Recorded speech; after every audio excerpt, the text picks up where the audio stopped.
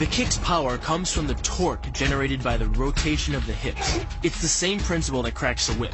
Turning the hips just a few degrees forces the foot to travel a much greater distance and creates a lot of speed as it does. The longer the leg and quicker the rotation, the faster the kick. And unlike karate, Muay Thai fighters are also taught to strike with the hard bone of the shin. A Muay Thai kick can generate roughly the same force as a baseball bat, enough to crack a rib. It works like a point of a knife. All the force is magnified by being concentrated in a small, hard area.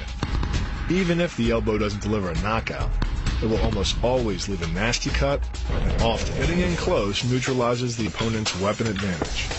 Then, in the clinch, we bring the power of the knee to bear.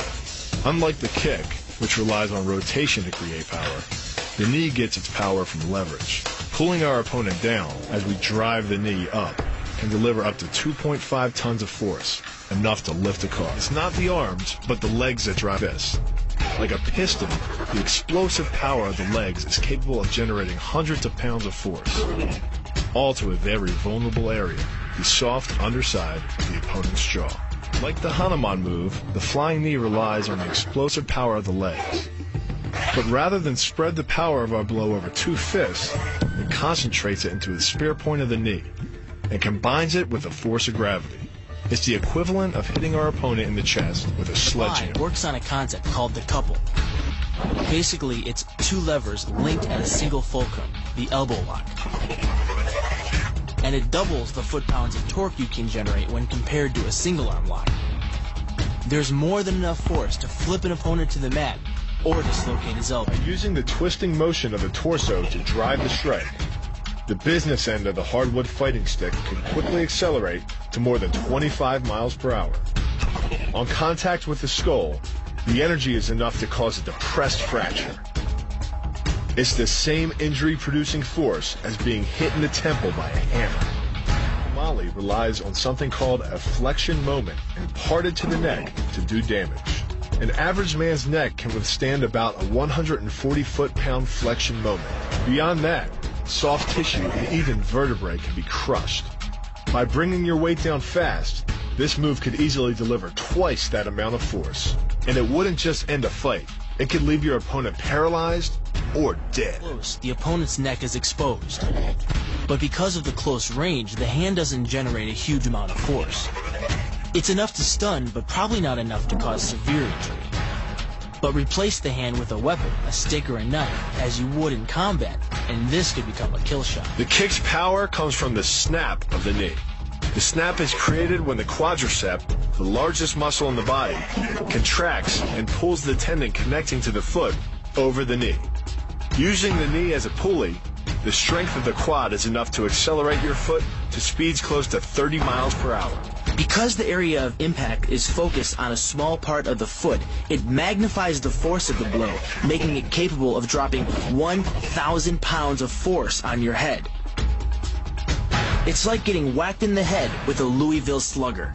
Works by taking the opponent's blow at an angle, which deflects the energy of the blow away from the vulnerable torso. The harder you block, the further his blow will be deflected, and the more open he'll be to a counter-strike. Rotating your fist 180 degrees right before it strikes the intended target. The twisting snap of the arm maximizes the speed of the punch and magnifies the force of the blow by concentrating the impact on the first two knuckles of your hand. Done correctly, it can deliver as much energy as a bowling ball dropped from the top of a house, more than enough to cause soft tissue damage or break a rib. Because it swings through such a wide arc, the wrist is moving at speeds of up to 43 miles per hour. And since the radius doesn't deflect or compress nearly as much as a fist, it can deliver a staggering blow, like being hit with an axe handle. This roundhouse kick is designed for maximum impact.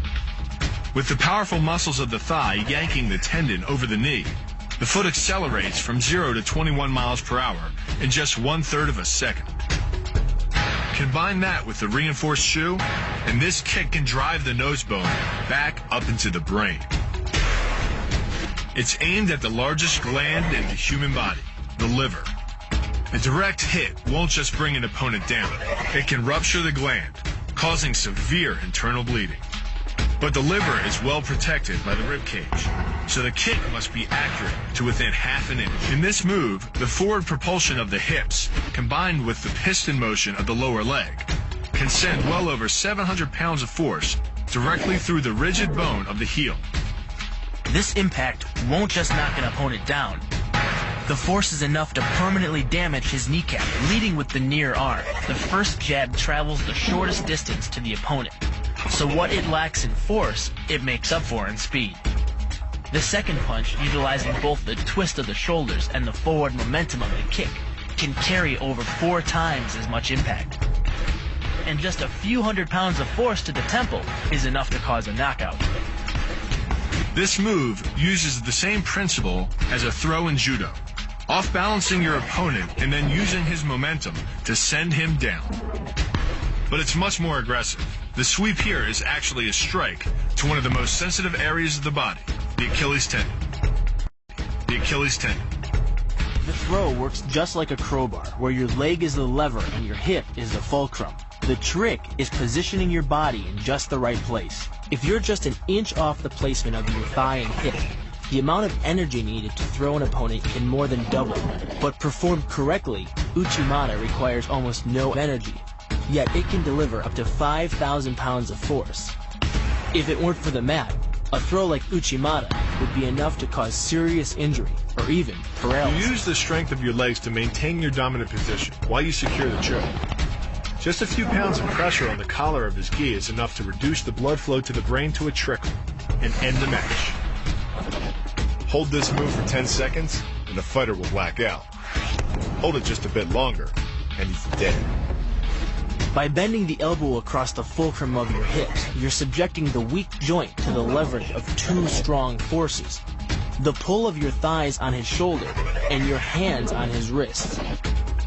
As little as 1,000 pounds of force can be enough to destroy the elbow. The leverage of the armbar can supply much more than that. The sacrifice throw is a simple lesson in conservation of energy. The stronger the opponent attacks, the further he gets thrown. It works like a catapult, where your opponent's momentum supplies the counterweight. The faster he's going, the further he's going to fly, and the harder he's going to land. That land with the side, ball, or top of the foot. The gastrizin uses the heel to deliver the blow. This alignment of the heel, ankle, lower leg complex channels some 2,000 pounds of force into the opponent.